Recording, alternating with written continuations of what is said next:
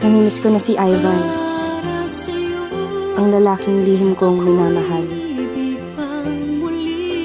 Hanggang isang araw,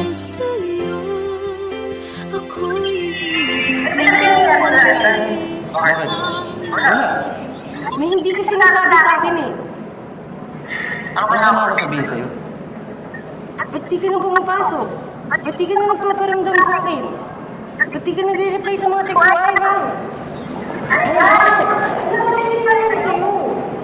Ba't ba ang hirap sa buhay ko? Ano ba kita?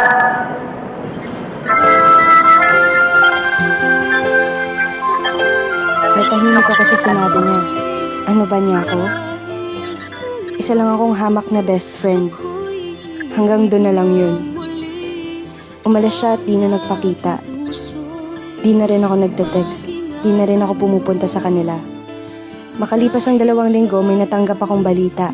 Nasa ospital daw si Ivan. Malubha ang lagay. Para lang sa'yo, ako'y di na muling mag-iisa. Ikaw na nga ang hinihintay ng puso ko. Para sa'yo, ako'y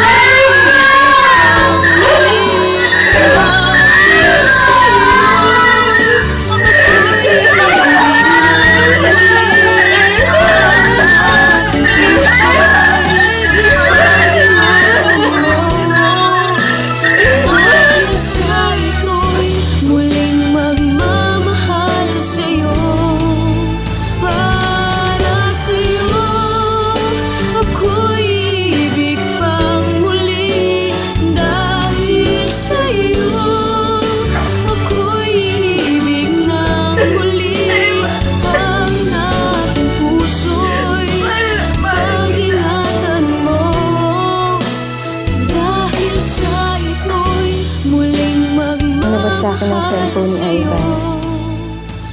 Pare, huwag niyong papakilaban ng best friend ko. Ginawa ko naman ang sinabi niyo, di ba? Nalayan ko na siya. Basta huwag niyo nang gagalawin si Princess.